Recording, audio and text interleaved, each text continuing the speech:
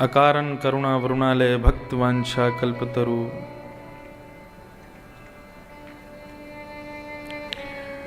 तड़िद्वत विनिंदित पीतांबरधारी श्री बाल कृष्ण लाल की, श्री गिरधर लाल प्यारे की, श्री राधा रमण लाल की वांगमयी शब्दमयी वाणीमयी प्रतिमूर्ति हम आप सबके मध्य में विराजमान साक्षात कृष्ण स्वरूप, साक्षात गिरधर स्वरूप श्रीमद् भागवत को बारंबार प्रणाम। सन्मुख विराजमान पूज्य सद्गुरुदेव भगवान पूज्य पिताजी महाराज को बारंबार प्रणाम। जननी मैया को प्रणाम, समस्त परिवार के सदस्यों को प्रणाम, आप समस्त वैष्णव भक्त वृंदों को बहुत बहुत जय श्री कृष्ण, जय सिया राम, जय श्रीमन नारायण। बधाई हो, बधाई हो, बधाई हो, बधाई हो। समस्त गंधर्व जनों को भी बहुत बहुत जय श्री कृष्ण।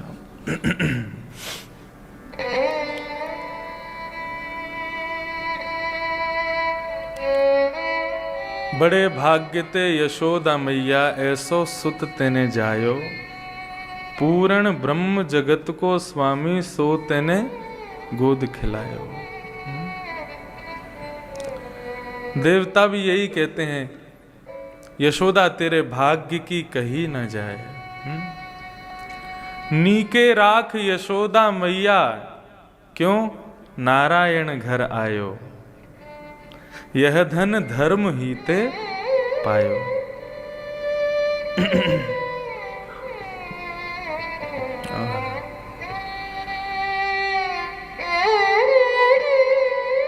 जो धन परो शीर सागर में, वेदहु पार न पायो। नीके राख यशोदा मैया, नारायण घर आयो। हम सबका सौभाग्य है कि साक्षात परब्रह्म जिस स्वरूप में ब्रजमंडल में निवास करते हैं, उस स्वरूप से हम आप सब लोगों को अपने पाटोत्सव, जन्मोत्सव, ब्रह्मोत्सव में अपने ही निज निवास पर, ठाकुर जी का निज निवास है ये, आप सबको आमंत्रित किया है। मैं रोज ही कहता हूं कि ठाकुर जी के उत्सव सब जगह होंगे, हर वर्ष होंगे, लेकिन प्रत्येक वर्ष का उत्सव जहां कहीं भी होगा वहां छूट है, कोई भी आओ। लेकिन इस उत्सव में वही आए हैं जिनको गिरधर लाल जी ने बुलाया है।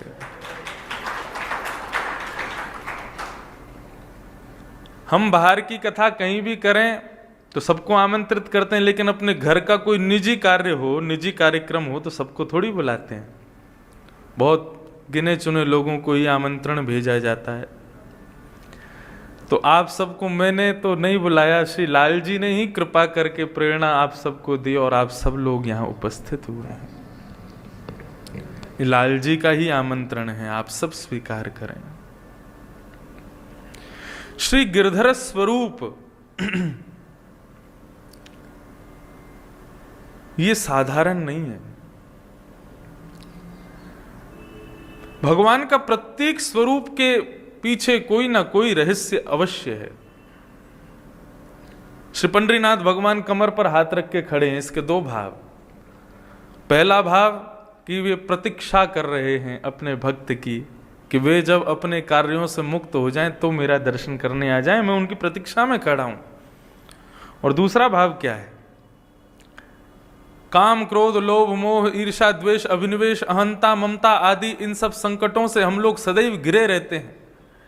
लेकिन जैसे ही पंडरीनाथ भगवान के श्री चरणों में प्रणाम करते हैं तो पंडरीनाथ भगवान मानो स्वयं आड़े आ जाते हैं, हमको अपने पीछे कर लेते हैं और काम, क्रोध आदि जितने भी दोष हैं सबके सामने मानो रक्षात्मक रूप में खड़े हैं। अब बता तू क्या करेगा इसका। तो ये भाव है श्री पंडरीनाथ भगवान का। देखो ऐसे कब खड़े होते हैं, बालक को पीछे खड़ा करके और माँ खड़ी हो जाए ऐसे, मतलब सामने वाले, कभी कभी पिताजी बालक पर ज्यादा क्रोध करते हैं तो मैया ऐसे पीछे कर देती है बालक को, फिर खड़ी हो जाती है, छुओगे नहीं इसको। ठीक उसी प्रकार समस्त विपत्ति आपत्ति संकटों को सामने रख कर के मानो पंडरीनाथ भगवान अपने भक्तों को पीछे खड़ा कर देते हैं और स्वयं खड़े हो जाते हैं। बोले देखता हूं मैं कौन इनके जीवन पर आक्रमण करेगा, कौन इनके भीतर दोष रूप प्रवेश करेगा। ऐसे ही श्री गिरधर लाल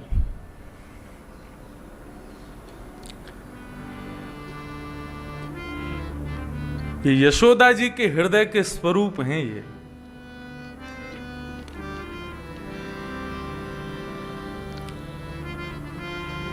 इंद्र के मान को मर्दन करने के लिए 7 दिन 7 रात्रि तक जब गिरिराज पर्वत धारण करके रखा,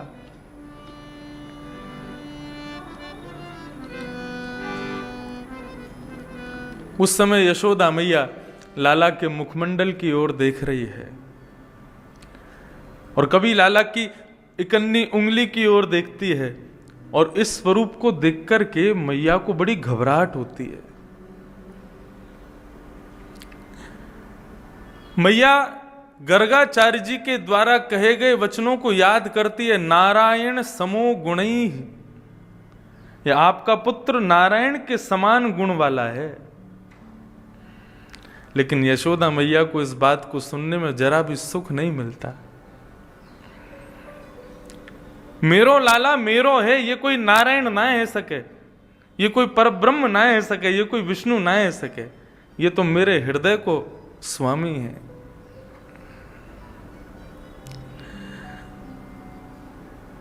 और गर्गाचार्य जी के उस भाव को जब स्मरण करती है और ठाकुर जी के द्वारा इस विलक्षण पर्वत को अपनी इकन्नी उंगली पर उठाए हुए देखती है तो यशोदा मैया को घबराहट होती है, कहीं वास्तव में मेरो लाला नारायण तो ना है, कहीं मेरो लाला परब्रह्म तो ना है। फिर मन में विचार करती है नहीं नहीं ये तो मेरो लाला ही है, लेकिन फिर आता है कि ये परब्रह्म है। दोनों भाव मैया के हृदय में कुलाहल कर रहे हैं।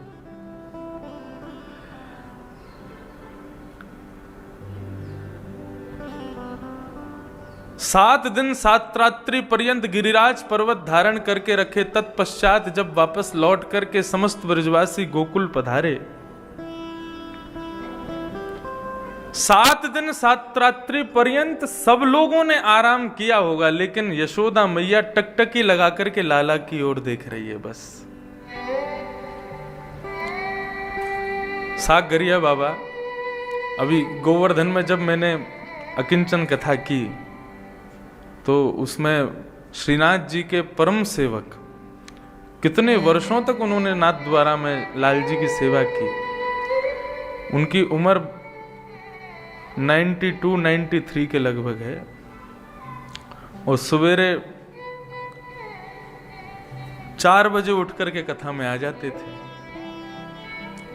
उनने एक इतना प्यारा भाव बताया, बोले लाला ने जब गिरिराज पर्वत उठाए तो गिरिराज पर्वत पुनः स्थान पर पधरावे के बाद सबसे पहले मैया ने लाला को जाकर के अपने हृदय से लगायो और मैया ने कही लाला तू हार गए हो है ना। बोला हाँ मैया बहुत जोर से दर्द है रो मेरे हाथ में, 7 दिन 7 रात्रि पर्यंत उठा के रखो ना। तो ये लाला कहाँ लगाऊं, कहाँ मल्लम लगाऊं, कहाँ औषधि लगाऊं, तेरी पीड़ा कैसे दूर होगी। तो बाबा कह रहे हैं 7 बरस के कन्हैया बोलते हैं मुंह को अपनो दूध पिवाए दे, वहां से मेरी पीड़ा दूर रह जाएगी। ऐसे वात्सल्य के स्वरूप हैं लाला। यशोदा मैया पुनः लौट करके जब गोकुल आई है तो रात्रि में शयन कर रही है, लेकिन जैसे ही नेत्र बंद करती है ठाकुर जी का वही गिरधर स्वरूप बार बार मैया के हृदय में प्रकट हो जाता है। भगवान जब मथुरा प्रस्थान कर गए और न जाने सैकड़ों वर्ष बाद, 100 कुछ वर्ष बाद यशोदा मैया से कुरुक्षेत्र में मिलना हुआ ठाकुर जी का। मैया को अपने भवन में बुलाकर के ठाकुर जी समस्त परिवार से मिलवाते हैं। ये मेरी पत्नी है, ये मेरे बालक हैं। 16,108 पत्नियां सब आकर के यशोदा मैया को प्रणाम करती हैं। मैया के नेत्रों की ज्योति अब धीरे कम हो गई है, अति वृद्ध हो गई है। सबसे मिलवा करके ठाकुर जी सबको कहते हैं अब सब जाओ, मोकू और मैया को एकांत में बात करन दो। सब चले जाते हैं, ठाकुर जी मैया के पास बैठे हैं, बहुत बातें होती हैं। तब लाल जी मैया से कहते हैं, मैया तू मोसो इतनो प्रेम करती कि जब भी मैं गैया चरावे जाता हूं, यदि नेक भी विलंब है जाते हो तो पूरे गोकुल में हल्ला मचा देती, पूरे वृंदावन ने अपने सिर पर उठा लेती, मेरो लाला कहां रह गए हो, कहां चलोगे, अभी तक क्यों ना आए हो। कालिया नाग को मारवे के काजे में जमुना जी में कूद गयो, तू मेरे विरह में मूर्छित है गई तू। मैं निरंतर यूं ही सोचता हूं कि यदि काउदना मैया को छोड़ के मैं चलो गयो तो मेरे विरह में प्राण त्याग देगी, लेकिन आज मैया इतने वर्ष है गए, तू अब भी बैठी है।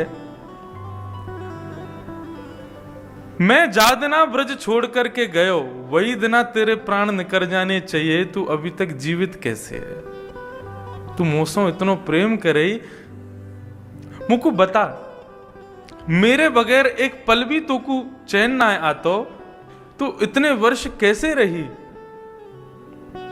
यशोदा मैया के नेत्र सजल हो गए। ठाकुर जी सो कहे, एक तेरो निगोरो स्वरूप मेरे हृदय में अटक के बैठो है। मैं जब जब लाला अपने नेत्र बंद करूं या जब जब अपने प्राणन को परित्याग करवे को भाव रखूं, वो तेरो स्वरूप मेरे प्राणन को निकरन ना दे। ठाकुर जी ने कही, मैया कैसो स्वरूप है। तब मैया ने कही, मुंह को हृदय से लगा, मेरे हृदय से वो स्वरूप तेरे हृदय में दिखाई देगो। ठाकुर जी ने जैसे ही यशोदा मैया को हृदय से लगायो, ठाकुर जी ने अपने हृदय में झांक करके देखो तो वहां पर ठाकुर जी का गिरधर स्वरूप विराजमान है। ठाकुर जी के नेत्र सजल हो गए, ऐसो प्यारो स्वरूप। एक भुजा ऊपर उठी है, दूसरी भुजा कमर पर रखी है और ठाकुर जी नीचे चरणन में देख रहे हैं। कौन को देख रहे हैं? 7 दिन 7 रात्रि पर्यंत यशोदा मैया घी की मालिश कर रही है ठाकुर जी के चरणन में, तो यशोदा जी को ही देख रहे हैं लाल जी।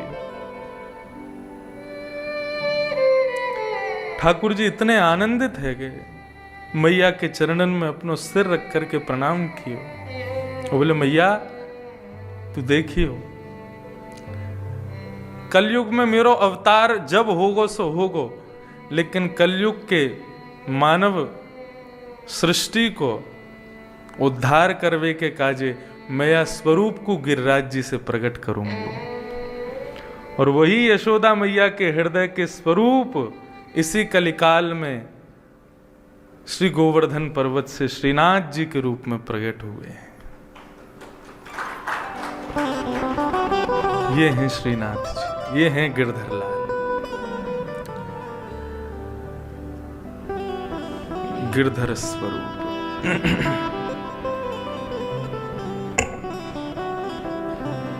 आज हमारे लाल जी 2 वर्ष के है गए हैं। आज शाम को खूब बड़े भाव आनंद उमंग के साथ में ठाकुर जी का जन्मोत्सव मनाया जाएगा। और आज तो बधाई हम भी खूब गाएंगे और खूब लुटाएंगे, खूब आनंद करेंगे, नाचेंगे, गाएंगे, उछलेंगे, कूदेंगे। ठाकुर जी हमारे 2 वर्ष के है रहे हैं आज। आप सब लोग भी समय से पधारो। सुबह कथा में तो सब आते हैं, शाम को उत्सव में भी। परसों तक तो सब थे, कल थोड़े नहीं थे तो हमें थोड़ी चिंता हुई कि लाल जी के स्वरूप को देख रहे कोई नहीं आया। कल तो किशोरी जी बन के बैठे हमारे लाला, इतने प्यारे लग रहे कि हम क्या बताएं। ठाकुर जी को कल जब आरसी को दर्शन करा रहे, ठाकुर जी को खुद दिखा रहे कि आप देखो कैसे, तो एक बार को ऐसी लगी कि ठाकुर जी खुद घबरा गए। अरे ये मैं कहा है वो, मैं तो अंतर ध्यान ही है गए, तो किशोरी जी प्रकट है गई हैं। ऐसे सुंदर हमारे लाल जी। आज ठाकुर जी को जन्मोत्सव, ठाकुर जी पालना झूलेंगे। सब लोग अपने अपने स्थान से ठाकुर जी को खूब बधाई दियो, खूब आशीष दियो। चिरजीवो नंदलाल, रानी तेरो चिरजीवो गोपाल। खूब आशीष दी। कथाक्रम में हम लोग प्रवेश करें।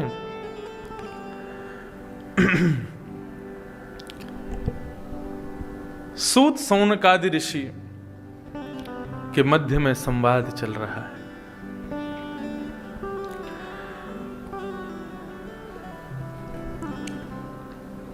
सौनकादि ऋषियों के प्रश्न करने पर 24 अवतारों के विषय में श्री सूत जी महाराज ने बताया। ठाकुर जी के अनंत अवतारों के विषय में बताते हुए श्री सूत जी महाराज कहते हैं, एते चांश कलह पुंस कृष्णस्तु भगवान स्वयं। भगवान के जितने भी अवतार हैं, भगवान के केवल 24 अवतार हैं, ये मानना नहीं चाहिए। अनंत अवतार हैं ठाकुर जी के। श्रीमद् भागवत के 11 स्कंद में लिखा है कि पृथ्वी पर मिट्टी के कणों को गिना जा सकता है, लेकिन ठाकुर जी की लीलाओं को और ठाकुर जी के अवतारों को नहीं गिना जा सकता। और जो इसमें प्रयास करेगा सतुबाल बुद्धि, वो बाल बुद्धि है, वो मंद बुद्धि है। अरे ठाकुर जी अनंत हैं। वो अभी भी, हम आप सब लोग यहां कथा सुन रहे हैं, वो अभी भी किसी ना किसी भक्त को कहीं ना कहीं पर कोई ना कोई लीला के रूप में दर्शन दे रहे हैं। किसी ना किसी भक्त वृंद के साथ में लीला अभी भी चल रही है ठाकुर जी की। उनके अनंत अवतार हैं। इस प्रकार 24 अवतारों का वर्णन करते हुए श्रीमद् भागवत का परिचय दिया कि इदं भागवतं नाम पुराणं ब्रह्म संहितं उत्तम श्लोक चरितं चकार भगवान ऋषि। ये भागवत नाम की एक श्रीमद् भागवतम नाम पुराण ब्रह्म संहितम, ये ब्रह्म संहिता है। संहिता किसे कहते हैं? सम्यक हितम यासा संहिता, जो सबका हित करे। केवल आपका हित हो रहा है ऐसा नहीं। आप यहां से निकल करके बाहर जब जाते हैं तो गेट से बाहर निकलते समय मार्ग पर चलता हुआ कोई व्यक्ति आपका पूरे दिन में दर्शन भी करता होगा ना, तो उसका भी कल्याण होता होगा। क्यों? बोले एक वैष्णव कथा श्रोता का दर्शन मिला है उसको। सबका हित करती है भागवत की कथा।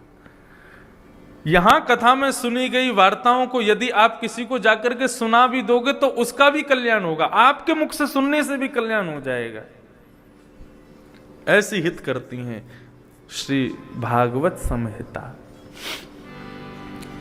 किसने निर्माण किया? बोले चकार भगवान ऋषि। भगवान श्री वेदव्यास जी महाराज ने सरस्वती नदी के तट पर श्रीमद् भागवत की रचना की है। क्योंकि कलयुग के प्रकोप को देखते हुए, कलयुग के द्वारा किए जा रहे मानवों के ऊपर अत्याचार को देखते हुए भगवान ऋषि ने विचार किया कि मानव कल्याण के लिए भागवत रचना होनी चाहिए। एक वेदम चतुर्विधम, पहले केवल एक ही वेद था, ओम वेदः प्रणव एवाग्रे। लेकिन मानव कल्याण हेतु श्री वेदव्यास जी महाराज ने उसको 4 वेदों में परिणत किया। ऋग्वेद, यजुर्वेद, सामवेद, अथर्ववेद। तब भी मन को शांति नहीं मिली तो पुराण लिखने शुरू किए। 17 महापुराण, 18 उपपुराण लिखे। तब भी मन शांत नहीं हुआ। तब श्री नारद जी महाराज का आगमन हुआ और नारद जी महाराज ने आकर के श्री वेदव्यास जी महाराज को उपदेश दिया।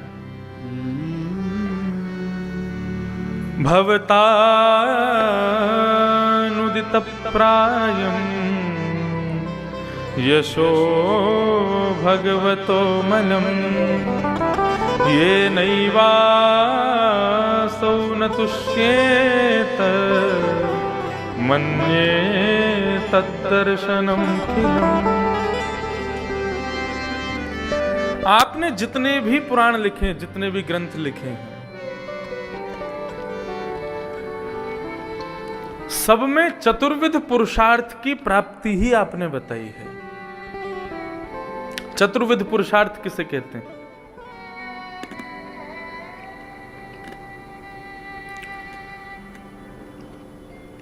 जो हम सब चाहते हैं।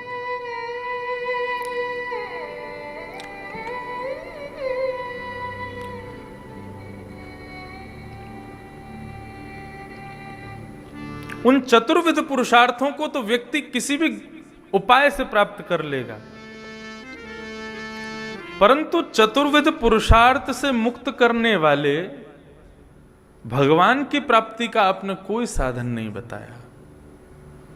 जिनको चतुर्विध पुरुषार्थ की प्राप्ति में कोई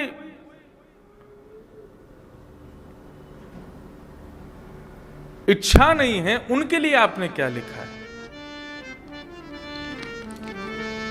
तब श्री नारद जी महाराज ने कहा कि भैया भगवत प्राप्ति के लिए कोई ग्रंथ लिखो और भगवत प्राप्ति में भगवान के दया स्वरूप, गुण स्वरूप का वर्णन करो, तब आपके हृदय को शांति मिलेगी। बोले कैसे ये सब संभव होगा? बोले समाधिनानुस्मर तद्विचेष्टितम। समाधि में इतनी ताकत है, समाधि में इतनी सामर्थ्य है कि आप जो मन में विचार करेंगे सब प्राप्त होगा। भगवान की समाधि लगाइए और एक और ग्रंथ का निर्माण कीजिए जिसमें केवल धर्म, अर्थ, काम, मोक्ष नहीं होने चाहिए। इन सब से परे भगवद प्राप्ति कैसे हो, ये भाव बताइए।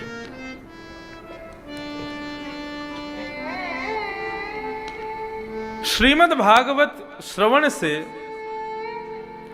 धर्म आप सीखेंगे तो ऐसा जरूरी नहीं है आप धर्म किसी भी ग्रंथ से सीख सकते हैं।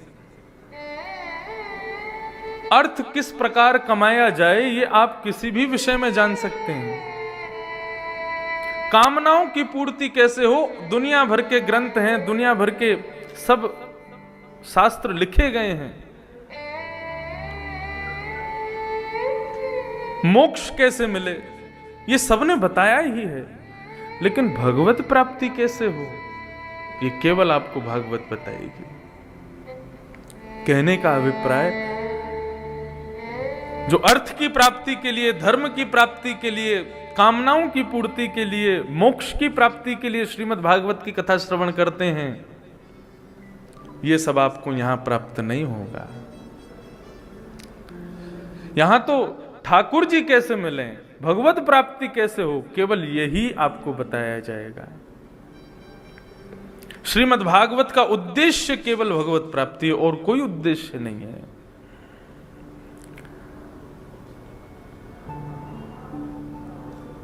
पूज्य पिताजी महाराज की कथा में एक बार पूज्य श्री मुरारी बापू ने एक बड़ी अच्छी बात कही।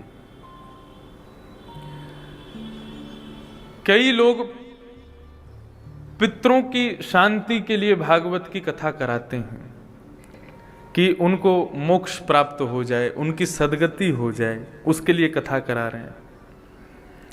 उन्होंने एक बात बड़ी अच्छी कही कि कथा कराने के बाद हमारे पितरों को शांति मिलेगी, मोक्ष मिलेगा, वे भगवत प्राप्ति उनको मिलेगी। भागवत कराने के बाद ऐसा होगा ये मत सोचो।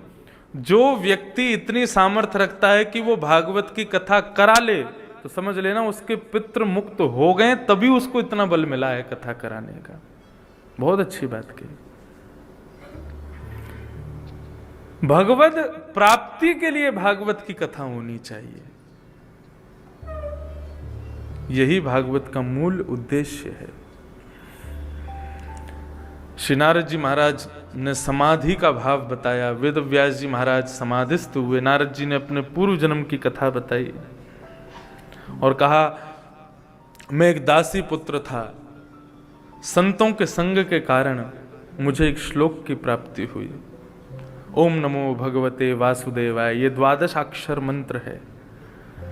ये भगवान का एक प्रकार से आप समझें तो ये भगवान का फोन नंबर है, 12 अक्षर मंत्र। निरंतर इसका गायन और इसका स्मरण करते रहना चाहिए।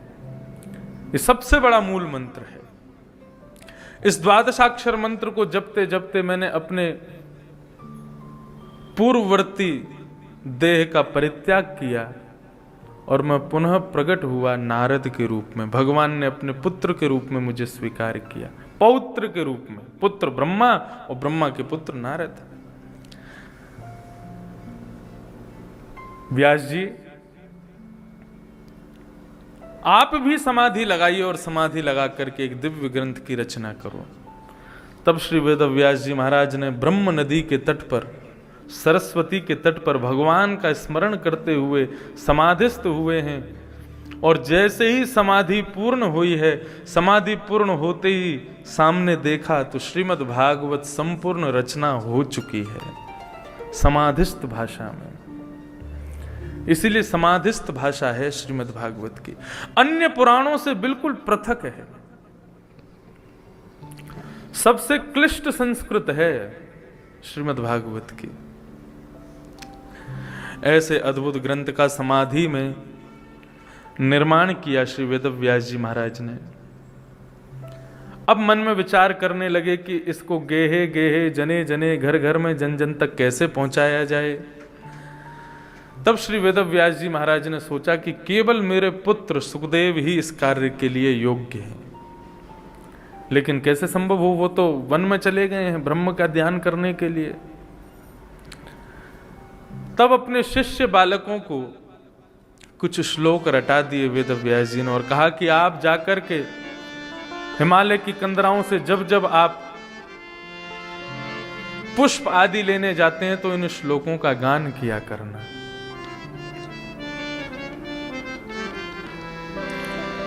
भगवत सेवा के लिए आप जो भी सामग्री इकट्ठी करते हैं, उस पश्चात हृदय में श्री हरि का स्मरण होते रहना चाहिए। ठाकुर जी का नाम गुणानुवाद चलते रहना चाहिए। ठाकुर जी के लिए माला लेने जा रहे हैं तो भी भगवत स्मरण हो, भोग सिद्ध कर रहे हैं तो भी भगवत स्मरण हो, ठाकुर जी के लिए थाली लगा रहे हैं तो भी भगवत स्मरण हो। ठाकुर जी की प्रत्येक सेवा की स्थिति में उन्हीं का ही स्मरण होना चाहिए। तो सेवा में कोई त्रुटि होगी नहीं, और यदि कोई त्रुटि बन भी रही होगी तो ठाकुर जी उसको सही कर देंगे। अब आपको कहाँ बताएं, हम क्या बताएं, विश्वास करेंगे तो ये बिल्कुल सत्य है। हमारे गिरधर लाल जी, उनके श्रृंगार में ठाकुर जी को 3 चीज अति प्रिय है। श्रृंगार, भोग और राग अति प्रिय है।